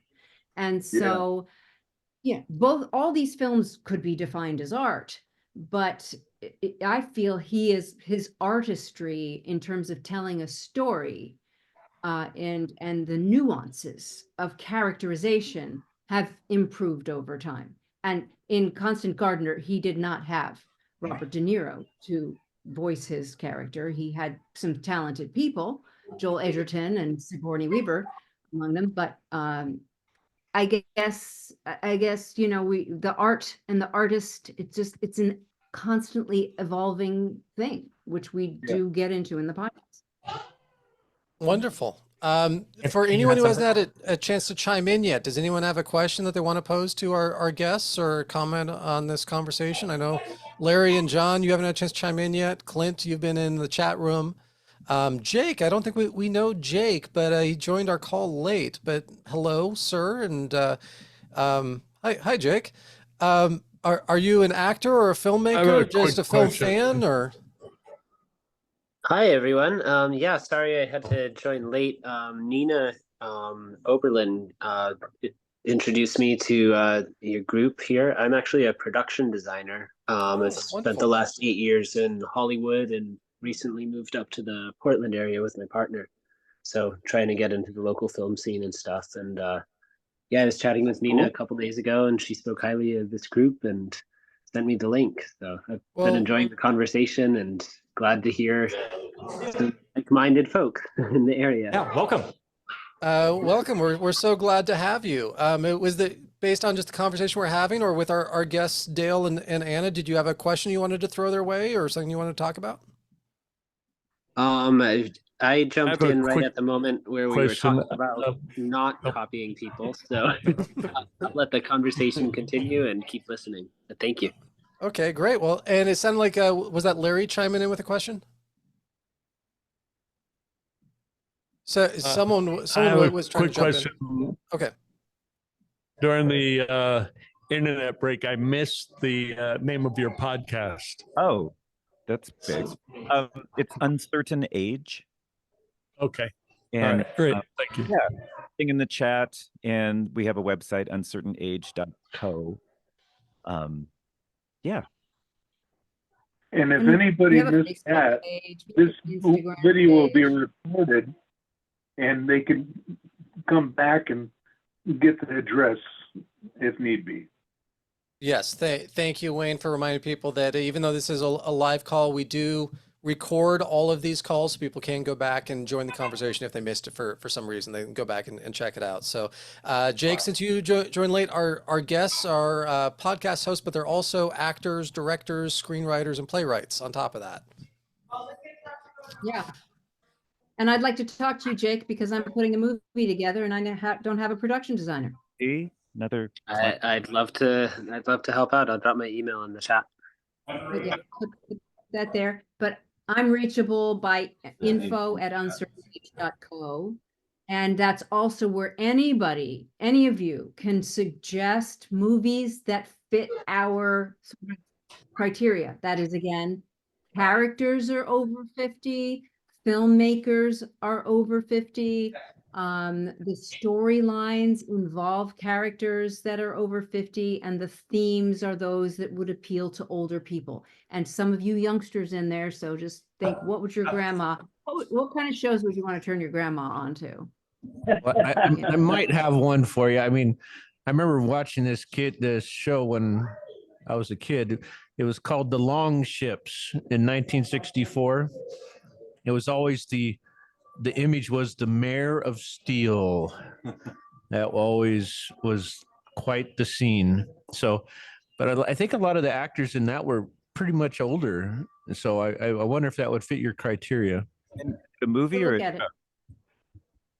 Well, I mean, are you looking for characters in the movie that were over 50 or what? characters, actors? Yeah, I don't know. I Yeah. just wonder if it would And fit mov- your bill. Yeah, I'll check it out. We'll look it up, but it's movies and TV shows. We did, for example, Only Murders in the Building. That's a spot on show to do, right? With Steve Martin and Martin Short in it. We've done other TV shows too, as I recall, but yeah, so equal opportunity, just it's just a area that isn't being covered. You know, there are a lot of film review shows out there, but they tend to be all the shows. We don't look at Marvel movies. We consider doing Dune 2 because we've got Stellan Skarsgård in there. But is that among sort of, others. yeah, is that trying to rationalize us wanting to see Dune 2 and then talk about it? Maybe. Well, Well, if that's the justification, you got to do Troy too, then, right? Yeah, exactly. So slippery slope. We're still building the plane as I'm we actually over 50, so I will definitely reach out to you both this week. Okay, that's So just something that off the top of my head, I think I at least thought would be interesting, at least on a surface level. Not sure it's worthwhile because it is so like over popular at this point, but I'm almost curious on like one of the biggest franchises in the world now is Star Wars. Of course, everyone's heard of it, everyone's seen of it. But I think a very interesting thing now is I wonder sometimes how often people like my age go back and watch like the original 1970s A New Hope with If only we could. with like Sir Alec Guinness and It's been changed like 50 times. yeah, or like or as close to the original version as possible. And there are some people out there that don't even know it's been changed like a million times. And I'm curious because I've gone back and watched myself, and I think there's such a difference in kind of like the original, like A New Hope, and just what evolved into the trilogy, and then compared to modern Star Wars now, right? And kind of watching that growth of its lifespan over time, and how, of course, how the property has been treated by various people over its lifespan, but sort of seeing, especially now at this point when I watch like. Because George Lucas, he originally wrote and directed and created the first Star Wars movie thinking it was just going to be a standalone. That he truly did not think that it was going to advance into the massive behemoth of a property that it is now. I don't think he could ever even imagine that it would get to this point. But it's really interesting to kind of watch from that perspective of that this could be in some alternative universe, they could have just been some niche sci-fi film that never took off and had these weird things called lightsabers. But Sir Alec Guinness is in it, so I mean that's cool. But he's only in it for a relatively short part, and then somebody hits him with a light stick and he disappears. What's that about? But that and also Lucas was basically borrowing from Kurosawa films and World War II films like Battle of Britain. I just recently went back and watched Battle of Britain from 1969, I think it was, or 67, and there's a whole lot of Star Wars in that film. Well, I just wanted to add there that again, there's that YouTube video how Star Wars was saved in the edit. Yes. Because I didn't realize, because we all saw the final version, but I remember back at the time how everybody thought this thing was going to be a total flop. Mm-hmm. And looking at how it could have been, my goodness, it was a flop. But what it was, and who got the Academy Awards? It was the editors, and they did a fantastic job. And it just made me really think about how many other movies could have been so much better if they just been edited better. And it just really slew me how much a difference it made. So, I mean, yeah, well, like you say, it can make a big difference. And when you watch these things, it's like, you got to realize it could have been something else. Sorry, Dale, I think you were saying something that you got cut off. No, I was just saying, I totally agree. I'm a huge Star Wars nerd. I saw it with my dad when it came out the same month. I am jealous. Yeah, exactly. So it's very important to me. And you're absolutely right with the editing, or if John Williams hadn't done the music. Right, the score elevates so much. And then again, the rough cut had World War II battle footage instead, because these special effects were being worked on. So it was this perfect time for it, not only with what was available for film, but also what audiences were, because I guess Jaws sort of prepped audiences for, summer spectacle.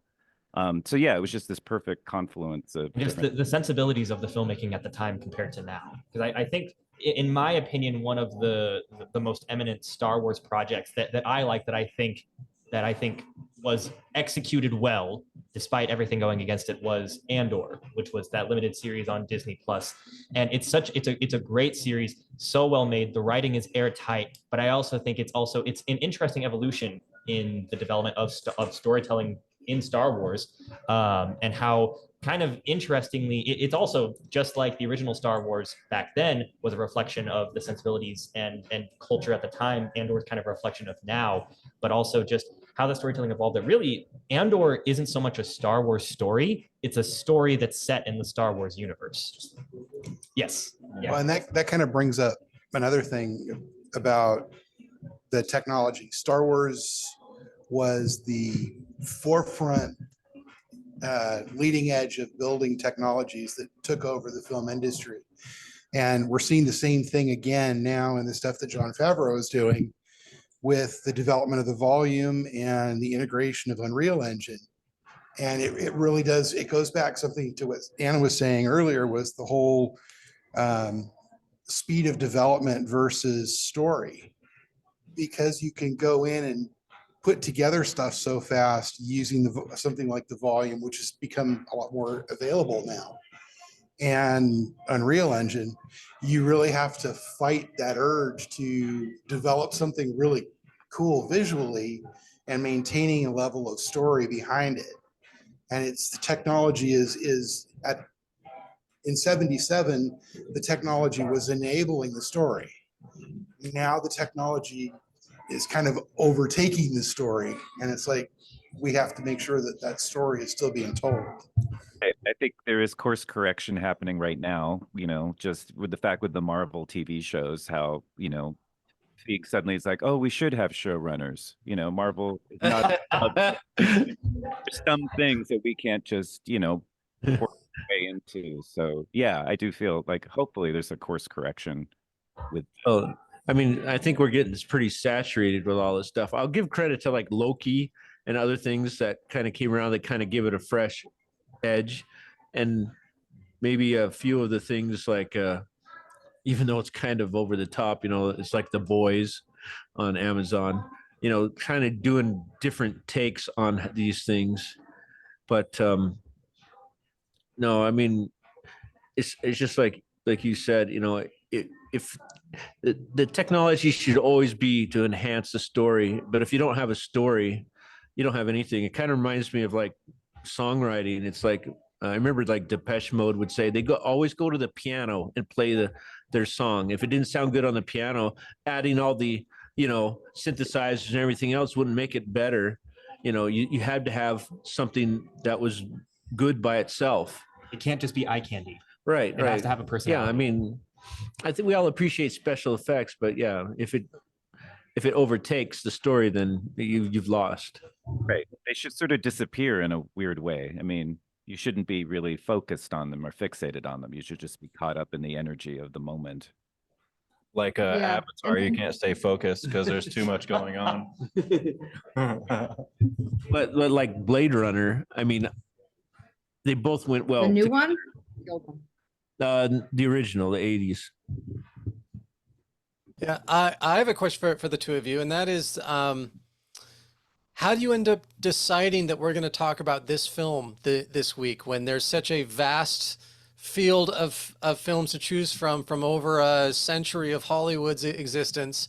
And are there some arguments there of I want to talk about this one? No, I want to talk about that one. I feel like We need to argue more. You go down. No, I was talking, Anna. All right, go. See, I'm at week. But I feel like luckily the lens by which we're looking at film, there's certain things that come to mind instantly, like Cocoon, of course, and films like that. So Anna has this wonderful Google Doc full of all sorts of things that we're still going through because there's so many options. And we try to be very intentional about, okay, let's do something new. Like Anna and I, seeing films in the theater that are first run, and then going back and, seeing something older, like The Late Show that we're going to review. But we put a kibosh on all the Alzheimer's, young people dealing with old people who have Alzheimer's movies. I don't know how many we need of these. Right. The father kind of did it all, I felt, but yeah, that's all we needed was the father. But there's a lot to choose. But I think when the well gets dry, we might get more into it. I mean, I feel like I'm maybe drawn to the older male movies more than Anna is, and vice versa. So we have a little of that, but we keep it pretty blended. He picked Last Vegas, for example. He picked Las Vegas, and we have this list, and the list is, we both put things on there, but then we record 2 shows on a day, and I introduce one and he introduces one, and then we talk about it. We have these different segments. Like I said, would this movie get made today? What kind of upsetting criteria for our listeners if they're over 50? Is there a death? Things like that. Casting age appropriateness. We don't like to see 80-year-old men with 20-year-old girls. That's happened in films, and it continues to happen. I mean, they're CGing Harrison Ford's face, who's in his late 70s, early 80s, to be with 20-year-old actresses in the latest Indiana Jones film. So we did touch on a little bit earlier in terms of Hollywood's sordid past in terms of whitewashing things, white actors being in non-white roles, some of the racism and whatnot. But one thing that's existed in film a lot that really, you can look through a lot of Hollywood's films too, where they really didn't address the older crowd particularly well either until recently. So that's also another cliche stereotype of the stereotypical grandma or grandpa in a film, that there really weren't films about them. Like I always think, like, even though there were so many Westerns made, like the real Western films didn't really exist until Dances with Wolves came along, when it actually presented Native Americans properly. And then suddenly it kind of opened the doors for more films more recently to come along. Sorry, what was that, Wayne? I said there was John Wayne, Clint Eastwood. They made some good Westerns. They did, but in terms of presenting Native Americans as something other than just a typical cliche stereotype. The savages.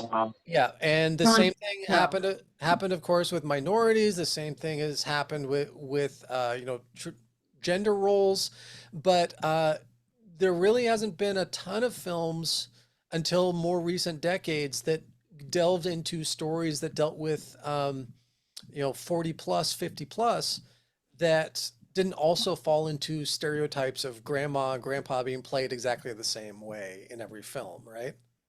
Absolutely. Right. I think we're finding now, I mean, with the pandemic and streaming, that now there's this rush for content, and I think some of the streamers are realizing that, oh, these films with these legendary older actresses are really doing well for certain audiences that stay at home.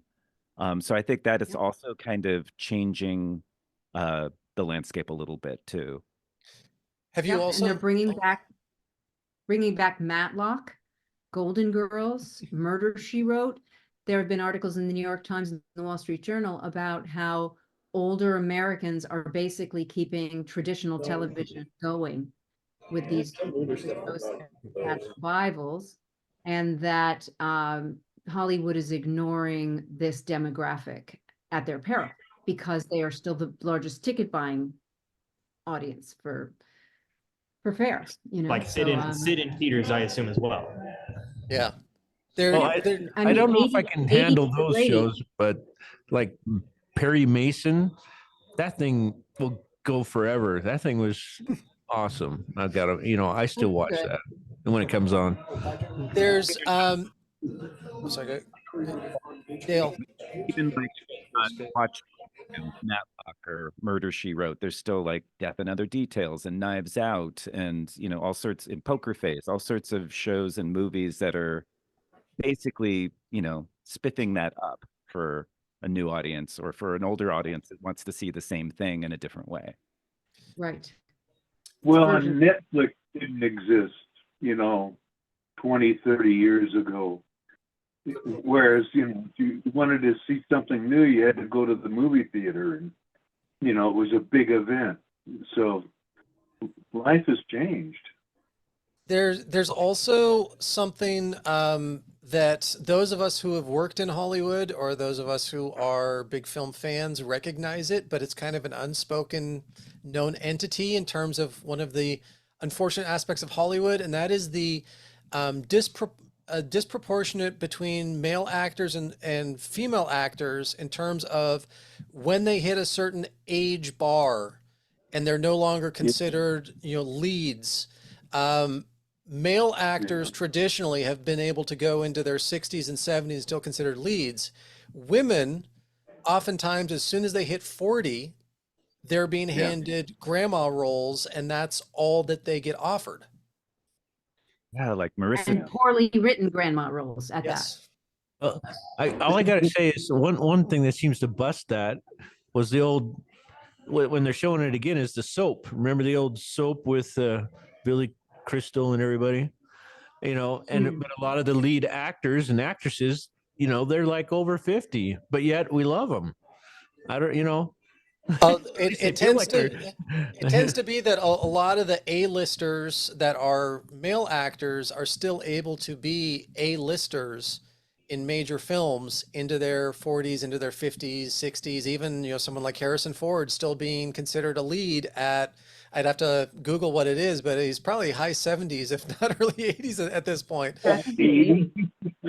Yeah, and at the same time, Dale, you mentioned Marissa Tomei, and that's spot on because Marissa, like as soon as she hit 40, with the exception of like the wrestler, was just like cut off from any roles.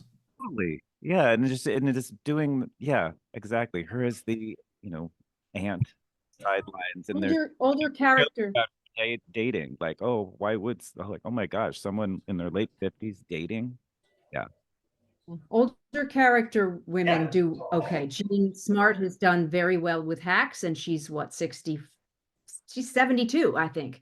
Kathy Bates is the new Matlock. She's 70 plus. Yeah. So, Well, I remember like Helen some... Mirren, she did the Red movie with Bruce Willis and that, and she pulled off, here she's the older, but she's still a spy and she's really good at her craft, so some people I think can pull it off, but like you say, it is tough sometimes to get them, but it'd be kind of fun to see them do different roles. Like we were just talking about Expendables, what if we had a whole crew of older ladies being like an Expendables Charlie's group? Angels, but like really legacy. Something, yeah, totally. We are starting to see more. That's starting to kind of come around too, in the same way that talking about racial issues and sexual orientation is starting to be better represented in film. But for a long time there, as unfair as it was, and some of us have probably seen it firsthand who have worked in Hollywood, the age cap on female actors was set so much lower than it was for male actors. And for students of film history, you'll see it where there's these really great actresses and then they just suddenly disappear at a certain point, and we don't see them again until 20 years later they get a grandma role randomly. There's some island they're rushed off to, and then 20 years later they emerge. Yeah. Oh, it's who they would have been. We have about 20 minutes left before we'll say goodnight. And again, thank you both of you so much for being our guests here.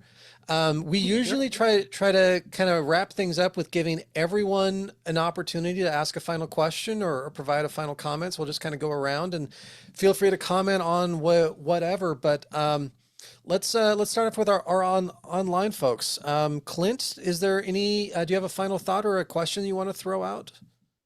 No. I will say I'm really kind of interested in your like the podcast. I'm probably gonna start listening because I'm right at the boundary. Like I'm 47 now, so Good, Liz. We'll let you in. yeah, it's like Really? I'd be like the annoying little brother that hung out with you guys. But yeah, like you know, besides being you know, right at that age and then being black, it's like, yeah, there are not a lot of people that like, you know, like me in cinema. Like, you know, maybe there's some stories I know that I can tell that only I can tell because I lived them. And then so that's kind of how I like got into this thing. So maybe. Oh, I hope you're writing it down. Yeah, totally. Yeah, and share it with us next time around. Well, he's still actively working on animation that's going to take a year to do. So Yeah, I was gonna say it's gonna I take me about a year to like accomplish 10 minutes of footage, which is like a really terrible ratio. Like, don't ever get this is a terrible hobby. I don't recommend it, but Wayne, do you have a final question or a comment that you want to throw out? No, I talked so darn much tonight. I don't want to take another minute. And so then we'll cut to our newest introductee, Jake. Do you have a question that you want to ask or any final comments you want to add to the conversation? Sure, thanks. I'm guessing no one's asked if you guys cover production design in your podcast. I'm excited to take a listen, but is that something that's incorporated in your analysis of these films? And you feel like it comes up if it comes up, right? If it seems like something is, you know, specifically noticeable or either, you know, sticks out in a good or a poor way, we'll mention not necessarily part of our criteria. But, you know, since we're seeing films from different ages, sometimes that's of note or sometimes that's important. Definitely. It's always fun watching historic films where either like films where you can like see the mic boom in the background or the shadow of it against a back wall. Or I always love watching films that are set in like the 20s or 30s and a car from like 1947 rolls by. Yep. All those anachronisms. Our female guest tonight, Anna, I think is her name. You know, she mentioned that they have an upcoming project and, you know, would perhaps like to talk to you. Yeah, Wayne is one of our actors who's a part of our group. So Wayne's throwing his name in there for possible auditions, along with Bowen is leaning in hard on that too. If you need a younger face for any production. Okay, well, when we get to casting, we want to shoot in Bandon, and we do have a drone shot in it, Kurt. Okay. So do you yeah, need any underwater shots? I think there's a swamp scene, right? no, once the guy washes up on the beach, he's on the beach. Oh, We don't okay. need to drag him out to the water. I did have that scene once where he was drowning and then he lands on the beach, but we don't need to see the drowning part. Okay. Well, if anyone ever needs underwater shots, I can drop my 4K submarine just about anywhere. Yeah, I'm gonna write it a movie just for the submarine. Boat 2 or something. It's a good thing that I'm friends with Kurt because he took a cheap shot at me about I'm an older actor. Yeah. But it's okay. I'll forgive him. Let's need older actors. Let's go around the table and make sure that everyone gets a chance to chime in. Let's go to our newest member. What was it, John or James?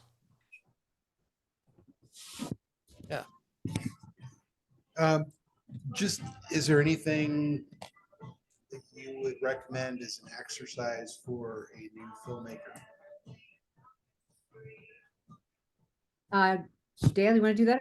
Right? We probably both have opinions. I did mention a couple of them already about making sure that your story is tight before you get to the next step, but that if you're an aspiring actor or writer, director, or all three, that the best thing for you to do is to create your own story. your own story, your own material, find somebody to shoot it. Make sure you know what it's going to look like. What do you want it to feel like? What do you want it to sound like before you start shooting it? Because once you get into it and you're starting to spend money that is very hard to come by, it's hard to go back and reshoot it if you're not getting the look and the sound, and the actors aren't delivering the way you had it in your mind's eye. Do as much preparation as you can. Get those tests done. Maximize the value. I can't. Huh? Like What's that? maximize the value of pre-production, right? Yes, maximize pre-production. Do those camera tests. Do you know what you want to shoot it on? Do you know if it's black and white? Do you know if you want to do it on color reversal stock and shoot it on 16 millimeter? Things like that, you know? And I do really recommend a lot of these podcasts. I just met somebody online yesterday whose podcast I listened to, and she had a whole new take on distribution, which if you are following the way independent filmmakers get their work out these days, distribution is a disaster for the independent filmmaker these days. It's unlikely that anybody will make their money back. There are so many fly-by-night distributors, not to be discouraging, but just to be prepared. What are you going to do with your finished product once you have it? I recommend doing, unless you're really, really a newbie and you want to just get your feet wet, I recommend a feature, at least 65 minutes long, rather than a short that does not have any market for it. Features have markets. You may not find the market, but at least they have them. If you want to go to shorts festivals, that's another thing. It's like, what's your goal? And how do you want to see that goal manifest? And what's the best way you can make the best thing that you have in your mind's eye? How are you going to do it? And I find these podcasts to be very, very helpful in terms of deciding. Yeah, they're motivating too, but just in terms of what I learn about lights. Oh my gosh, I should just call that company. There's a new company that's got a new LED light and they want filmmakers to try it. Oh, I'm going to call them. Maybe I can get a free light, as opposed to going to my local lighting store, which of course I want to patronize, but dollars is dollars, right? So how are you going to spend the hard to come by dollars to make the vision? No, I think that's all great. Not only doing that, like doing all of your homework, but also just not being deterred because you're the only one that could make that movie your way, you know. So really just, I don't know, dig into what makes it unique, what makes you unique, why it needs to be told. And for some reason, Anna, you were talking about shorts, and I think that's one of the most disappointing things to me about the whole streaming revolution is I thought, oh, great, now shorts will be, you know, mixed in. You could have cinematic playlists where you're watching a feature and a few shorts and all, and that just hasn't really seemed to happen unless you hunt for them.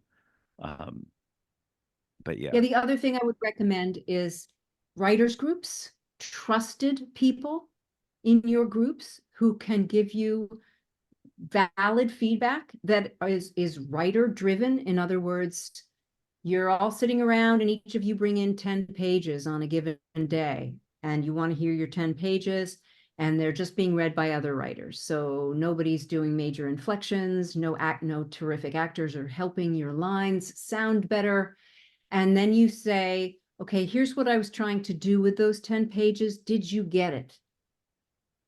You know, you direct the feedback that you want. You don't just say, okay, unless you want to, I'm a tough shell. Just tell me everything you hated. Tell me everything you like. And you can take it. Give them specific questions about what you're looking for. Did my main character, did you know what my main character wants in this scene that I brought in? Things like that, so that people have can give you some information back to help you. If you wanted your main character to be clear about what they wanted, even though they may not have said it, which is always a good choice, not being direct in your exposition, have it be sort of veiled, but you still want it clear that that character wants something. That's the question to ask. If people go, well, it sounded good to me, this is usually often happens. Well, I liked it. Because it's way, way harder to give somebody constructive criticism, to think it through. Tell me if I'm wrong, Dale. To give somebody constructive criticism about what might be missing and how you could fix it, than it is to go, oh, that sounded great. Who else has something? So easy, right? It's easy to go, oh, that was nice, or like, oh, that stunk. You know, it's so easy to go to either pole, right? But just to go like, this didn't work for me, and here's why. Takes a certain level of maturity and trust.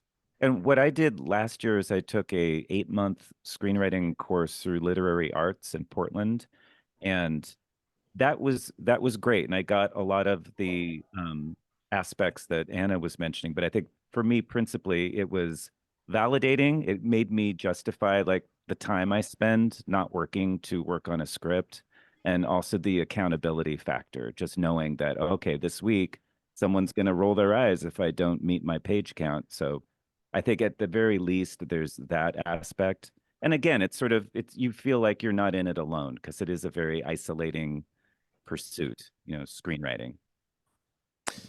And I agree with you both very, very much. And as much as if you don't have a clear vision of what you want, somebody else will put their vision in it and come up with something that you have no intention of portraying. Yeah, Well, you don't have to accept the notes. Very, very true. Larry, is there a question or a final comment that you wanted to throw out? When you're talking about starting out possibly with the feature, I remember Joe Carnahan. You may have heard of him. He did the movie Blood, Guts, Bullets, and Octane as his first feature, and it just exploded for him. The movie was okay, but it just brought him into Los Angeles, where he's made many movies now. So, Yeah, had a vision. Anthony, anything you want to chime in with? More so than a question, I'd like to say a comment based on what Kurt Lidke said about what is the definition of art, mixed with Bowen's look on movies to get inspiration. Recently, when I was watching the older black and whites, I have previously written a feature film, Sky Rain, which is about a homeless female who creates a clothing line that becomes successful. Throughout that, I asked myself how much of the dialogue can actually be taken away and tell the story through just the image itself, which would be the art. So I've been going through and deleting as much as possible and adding in instead camera angles. How can you tell the story through a picture? Things like that. So it's been an inspiration that way. It's wonderful. I love the whole notion of doing a visual edit, right? Like going intentional point to like, okay, now I'm going to go through my entire script with this in mind. What do I not need to tell? What do I? And a lot of times writers would tell you that the reason why they may overwrite is for the funders, is for those producers that they need to bring on, because the producers and the funders don't understand what's going on. So you kind of have to overwrite sometimes when you're not the financier. And then you know that you're going to have your shooting script, which will be pulling all that stuff out. Yeah, that's the great benefit of a visual medium is we can tell stories without having to explain. And then this person walks here, and then this person says this, and then they say this back. You can have a lengthy conversation, a whole backstory context within a 2-second shot. So if you can do that in the course of re-editing, do that, Anthony. Yeah. A recent tip I just saw for screenwriting for conversations is go to a restaurant and just record conversations around you and listen to how people actually talk, because the way most people write is not the way people speak. Yeah. Very true. John? But I was just... Oh, sorry, go ahead, Dale. That was true also for, I wrote a series of children's books, and just going to coffee shops and listening to Second to last, but not last. kids interact. We've got a very vocal crowd tonight at Growler, guys. Apologies. I'm so sorry. John, do you have a final question or comment you want to throw out? Oh yeah, I just remember. I think it was one of our previous guests that had mentioned about that you never want to explain what you're seeing. And so, when you were talking, Anthony, about pulling a lot of your dialogue or the screenwriting dialogue out, just again, I'm thinking things like Blade Runner and other movies where it's all visual storytelling as much as possible, and only when necessary the dialogue finally comes in. And so, like even Terminator, a lot of time he's just walking around with just the music do do do do do do do do in the back. You can just see what's happening. You don't have, you know, very little is said in some of those scenes, but it's all visual storytelling. And you got to give Cameron a lot of credit for that. And even his other movies, there's a lot of, and I don't mean just Avatar, but I mean, I think of like Abyss and other movies that he did, Aliens. There's so much just being seen that you don't need to say much. So I don't know. And again, we're film. I think our primary thing is visual in many ways, because if you really think about it, our brains use about 70% of their CPU capacity is to process visual information. And so, in many ways, that is a lot about what we do is visual. So anyway, it just makes me think about more about, because a lot of times, like even for my cyberpunk movie, it's like a lot of times I'm hung up on, well, what are all these people going to say? Because I'm not really interested in what they have to say. I'm more interested in what the story is trying to do and trying to help you understand. And so, so I like your idea of the writers group. I think that'd be great, because I mean, like, help me. Okay, everybody's back at the main hive, the main den. What are they all saying to each other? I can maybe think of a few things just to kind of move it along, but I mean, but like you say, it's like restaurant talk or just people how they normally talk. It's not something I'm great at. So I would really rely on, I think, a little bit on others. And is that okay to rely on others to help you out with that kind of stuff? Yeah, I couldn't agree more. I was cast in a feature film where originally my character had over 800 lines. Wow. And it was, yeah, when it was edited down, it was closer to 600 lines, which honestly I think was too many. But I couldn't agree more that as an actor, your visual appearance, your motions, your emotions, what have you, are going to tell a greater story than 600 lines. Yeah. Roger Deakins had Benicio del Toro on. Roger Deakins shot Sicario. Benicio del Toro was one of its stars. Denis Villeneuve wrote it. Amazing And movie. great movie.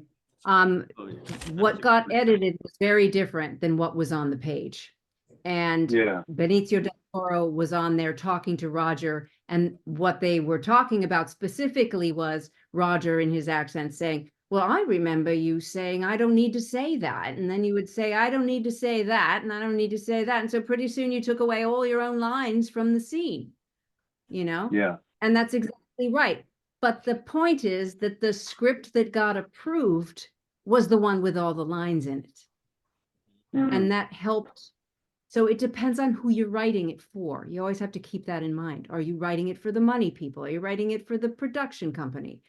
And then Denis Villeneuve was not a super famous person at that point. He'd done 3 movies in Canada. I think it was before Prisoners. I don't know if somebody could correct that, but and so, he needed to get that script approved. But when he was the director on set, because Benicio del Toro's face says it all, right? But not every actor's face does say it all. His does. Yeah. He was able to convey with very little motion what he was thinking and feeling. That's one reason why I really love silent film, and Bowen brought up silent film, because that's an era where all the actors had to express all emotions and all of that they were feeling through facial expressions and through body motion without the ability to have lines of dialogue. You go back and watch some of the performances that we thankfully still have of Clara Bow or the Gish sisters or Harold Lloyd, Charlie Chaplin, Jackie Coogan, and the kid is incredible at like 5 years old.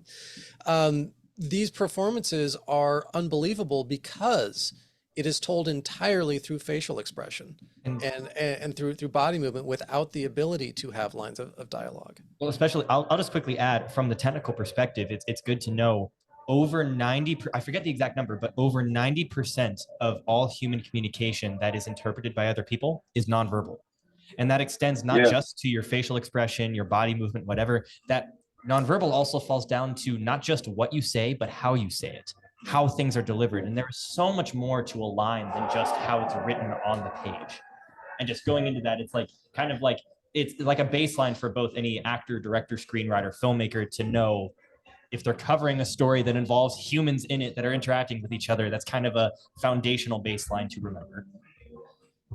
Yeah, I think if we really saw some of the lines, some of the actors and their way that they delivered them, if you look at the script, you're like, what if it was you and you never saw that performance? You know, could have you done something similar? But yet sometimes they can really do a lot with just a little said, and it's pretty amazing. But yeah, you have to really bring your, like you say, emotion and everything else into it. Is Jared still there, or did he leave? Oh, hey, Jared, do you have a final comment or a quick question? We're running a little bit late on time, but not too late. Thank you, Dale and Anna, for hanging with us. We appreciate it. I just wanted to thank you guys for your time. I don't want to tie you guys up all night, so appreciate you guys being here and sharing your insights. So much. I love the conversation. And Bowen. Yep. I will keep this brief. Don't worry, Kurt. I feel so selfish in saying that I would love to keep the conversation going. But thank you guys so much for joining us. And in fact, to that end of keeping the conversation going, I'd love to follow up with you guys, at least in like an email or something, because there are some questions or other thoughts that I had of, not to force you guys into like a corner of responding or anything like that. But I don't know if you guys were here, but earlier in the meeting, I mentioned that it's funny, Anna, how you brought up, if you want to improve as an actor, start doing your own work. I mentioned at the beginning that I was recently beginning my own project that I'm starting for the very first time of writing and making my own film. And there were some thoughts and some specific things that I wanted to ask. So, I mean, if it was okay, I can, to do that, just to send things your way, and whenever either of you on your own time were able to get back to it either way. But again, it's been very insightful and inspiring listening to you guys. So thank you. No, thank you. Thank you guys for having us. So this is the opportunity for our two guests to chime in, obviously with a plug for the podcast. I think you're going to pick up a couple more subscribers after tonight, but also just in general, knowing that you're speaking to a collective of filmmakers and film fans. Any sort of career advice or just general advice or suggestions for films we should go check out? Any final thoughts from both of you that you want to share with our group? Beyond my suggestions I've made already, I can't really think of any. I'd love to come back down there. I love it down there. Yeah, I just think cool. like, being true to yourself and just, you know, having a great network like you are already having, I think is key. Just, you know, you're not alone in this. Yeah, and take turns. Somebody holds the boom in one person's movie and acts in another one, and you can have a whole collective. I know, You like know? I had my boom and shot the whole interview. Very embarrassed by it. See, if I just had someone talented to like, yeah. Boom and frame. Yep. Hey, so sometimes the most entertaining part of a film is when the mic boom is in frame. So I don't remember where I saw it, but it might have been like I'm pretty sure there's a Gumball episode where somebody went, you know, because it's animated, it's all done in CG. somebody went back and put a boom mic in the shot in posts. Like that was a deliberate decision somebody made. And I'm like, yes, I'm stealing that idea. It's brilliant. I'm a sucker for bad movies, however you wanted to define what criteria creates a bad movie, but there's a lot of joy and entertainment being found in something that was done incredibly poorly or has not aged particularly well. Sometimes that can be more fun and engaging than a modern film, going back and watching like some really cheap horror slashers from the 70s or 80s or. Yeah. I was in one of those. It's called Mutants in Paradise. It's actually, it might be on YouTube. Everybody, Mutants in Paradise. Edith Massey from all the John Waters movies, the Egg Lady. If you ever saw any of, she played my mom. Oh, okay. And it's dreadful. But what's great? Oh, sorry. Go ahead, Dale. I just like taking this valuable time to plug that. Well, what I will say about if anyone is a horror fan or wants to dabble into that genre of the thousands of cliche slasher films that were made in the 70s and 80s, one of which co-stars one of our guests tonight. There's a lot of joy in watching some of the cheaper ones, because even though they're supposed to be scary horror, like the actress who's running away from the slasher, if you look close, like they've got a giant smile on their face, because like, this is awesome, this is so much fun. I know I'm supposed to be scared, but this is cool. Yeah, I'm gonna get stabbed. All right. There's a certain joy that comes with making films when you're getting to play with like fake blood and guts and like crazy makeup and all that, and they're fun films to make, even though they're lots of times really terrible. Yeah, that was my first movie. It was a horror flick, and I don't even like horror flicks, and I was horrible at it, but it was fun, and it made me fall in love with acting. Clint just put the link to Anna's horror film in the chat. So you can go back and find it in the chat on YouTube. It's not really horror. It's sort of sci-fi meets teenage romp. Okay. Okay. Is it kind of like The Missing Link? No, but it has to do with these weird bombers and I play this complete slut. Well, and immediately everyone's grabbing their phone now. The guy who has a crush on me, who ends up foiling the plot of the bad guys, he goes to Edith Massey, "Oh, I thought that kind of beauty went out with Helen of Troy."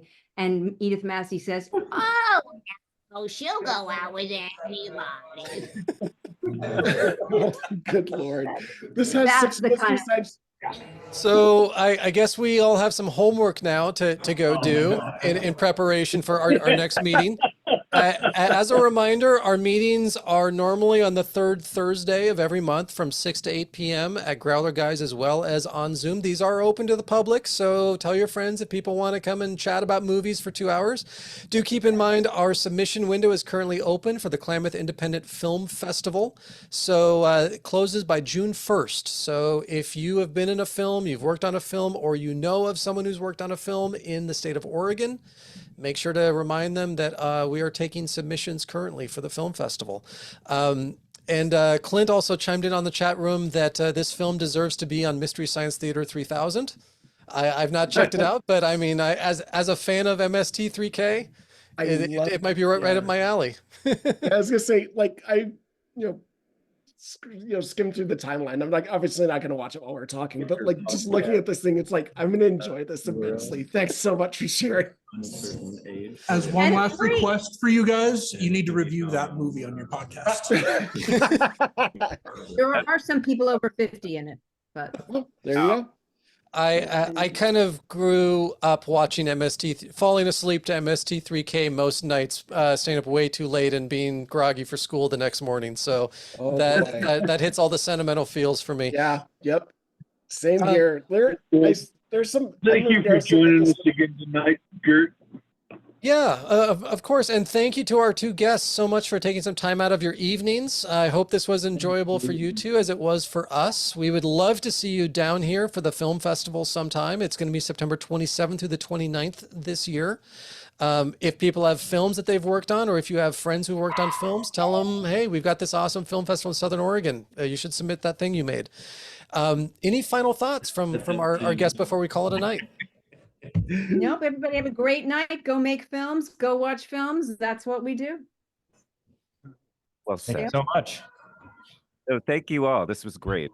Loved the talking. It was so nice. Thank you too. Thank you, everybody. Go check out their podcast, and we will see you in May for our next meeting. Right. Take care. See you. Bye. Thank you, everybody. Bye, guys.